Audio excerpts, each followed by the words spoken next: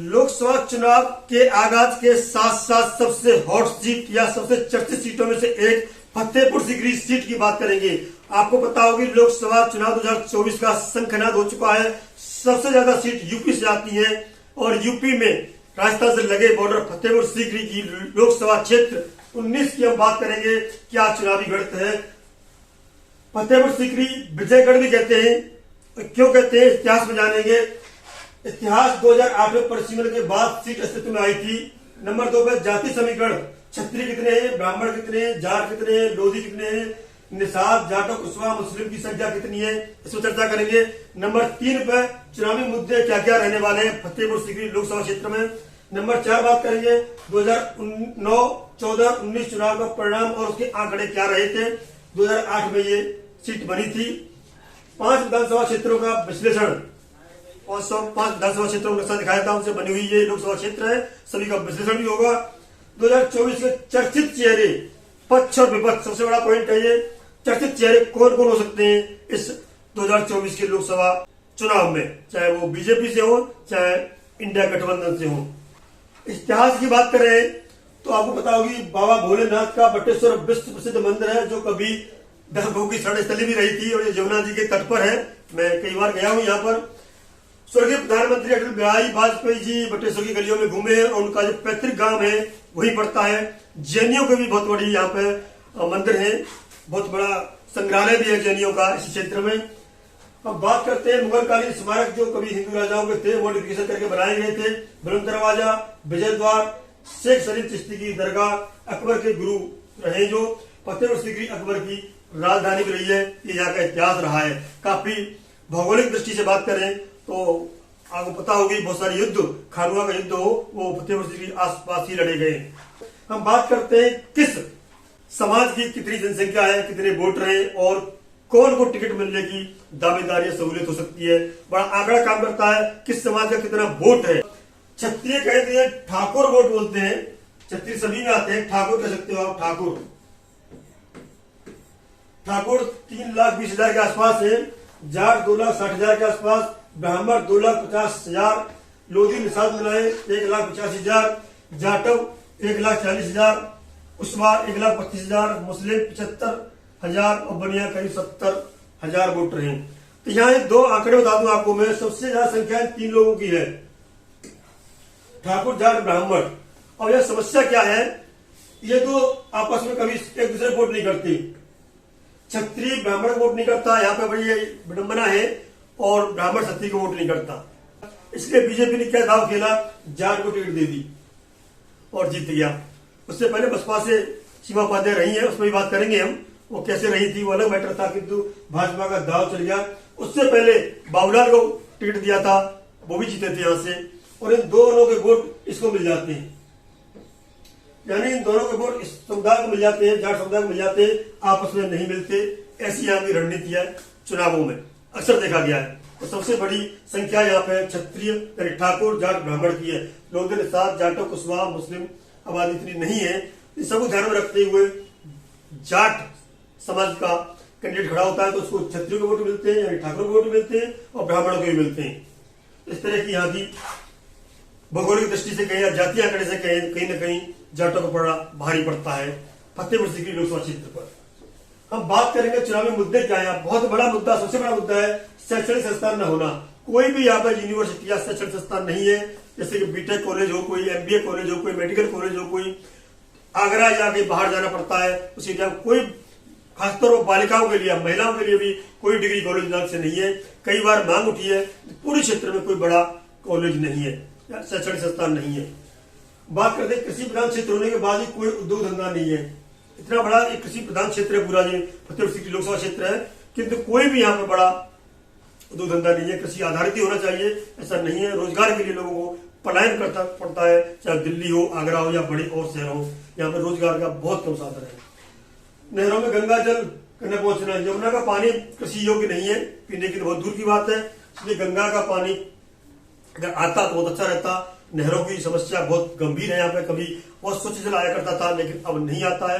तो कृषि की जो आधारित क्षेत्र है, फसल भी बहुत अच्छी नहीं हो पाती है। इसके लिए पानी की समुचित व्यवस्था हो, नहरों में गंगा जल आए तो शायद यहाँ पे खेती लहराएगी। ये समस्या है यहाँ पे। रोजगार के साधनों की कमी, जो दिल्ली और अन्य शहरों में पलायन को मजबूर, कोई बहुत बड़ा रोजगार का साधन नहीं है। सरकारी नौकरी कितनी है आपको पता है, बाकी कोई रोजगार का साधन दूर दूर तक नहीं है। स्वास्थ्य व्यवस्था सही नहीं है, बड़े अस्पतालों की कमी है। ये बहुत ही यहाँ पे समस्या है कि आगरा या दिल्ली आना पड़ता है, कोई बड़ा स्वास्थ्य केंद्र नहीं है। इस तरह के दिल्ली, आगरा या बड़े शहरों में होते हैं, पूरे लोकसभा क्षेत्र में कोई बड़ा सरकारी अस्पताल नहीं है। पेयजल की समस्या, दूर दराज से गांव के लोग पानी स्तर पर भर के ले जाते हैं। महिलाएं जो दूर दराज कुएं या नल है वहां से पानी लाना पड़ता है। कई ऐसे क्षेत्र हैं उन्हें काफी कई किलोमीटर चल के पैदल पानी लाना पड़ता है पीने के लिए।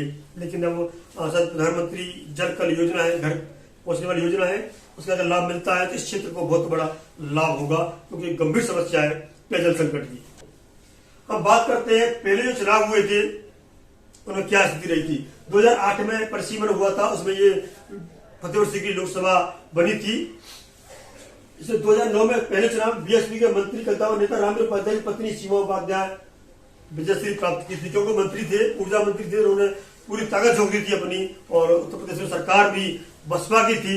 उस कारण से उनको 2,09,000 करीब वोट मिले थे और वो विजयश्री प्राप्त की थी। नंबर 2 राजगोपाल रहे थे, जो वहां से 2 बार पहले सांसद रह चुके हैं। आगरा पहले अलग लोकसभा थी और फतेहपुर सीकरी दयालबाग से आज ग्रामीण कहते हैं, उनके साथ थी।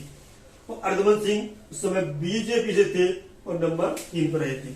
2014 की बात करते हैं, इसमें बाबूलाल जो बीजेपी में आ गए थे, कभी आरएलडी में थे, ये बता दूं आपको मैं, बाबूलाल कभी आरएलडी में थे, ये आरएलडी, और 2 बार विधायक रहे, 2 बार एमएलए रहे और मंत्री भी रहे। बाद में कुछ केस लगा और जो भी घटनाएं घटी उसके तुरंत बाद ये बीजेपी ज्वाइन कर ली, और बीजेपी ज्वाइन करने के बाद सांसद की टिकट मिली और 4,26,000 वोट पा करके चुनाव जीता। सीमा उपाध्याय दूसरे नंबर पर रही बीएसपी से 2,53,000, और अच्छा सिंह जो अर्धमंत्री की बाइक, ये बीजेपी में थे, कभी फिर सपा में आ गए थे। इनकी पत्नी है, ये सपा से चुनाव लड़ी थी, तीसरे नंबर पर रही थी। राजा है बदावर के अर्धमन सिंह, सपा से मंत्री भी रहे, बीजेपी से भी रहे। 2019 में चुनाव होता है, बाबूलाल जी की उम्र के कारण इनका पत्ता कटता है, टिकट नहीं मिलता, बेटे के लिए प्रयास करते हैं, नहीं मिलता, इनको एमएलए का मिल जाता है, अगले चीज बताएंगे। 2019 में बाबूलाल के स्थान पर राजकुमार को टिकट मिलता है। मैंने बताया था वहां पे ठाकुर और ब्राह्मणों के बीच में जाटों की गलती रही है, तो राजकुमार चार जाट समाज से आते हैं, उनको 6,70,000 वोट मिले। राजा पर फिर लड़े कांग्रेस गठबंधन से और 168 वोट मिले। भगवान शर्मा को 172 मिले। इस तरह से वहां पे राजकुमार चाह को विजयश्री प्राप्त हुई। क्षेत्र कौन से आते हैं, बात हुई थी फतेहपुर सीकरी। फतेहपुर सीकरी से बाबूलाल विधायक बने, आरएलडी में विधायक रहे और मंत्री भी रहे और बीजेपी से सांसद भी रहे। आगरा ग्रामीण से, जो पहले दयालबाग बोला जाता था आगरा ग्रामीण को, बेबी रानी मौर्य, थोड़ा दर्ज कर दिया, बेबी रानी मौर्य जो पूर्व गवर्नर रही है उत्तराखंड की।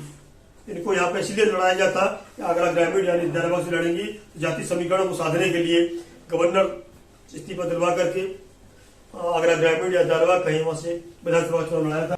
बाह पहला, दूसरा, तीसरा, चौथा, पांचवा, तीसरी विधानसभा बाह श्रीमती रानी पच्छालिका सिंह जो अर्धमंत्री की पत्नी है, जो पहले सपा से फिर बीजेपी में आकर के विधायक बनी है।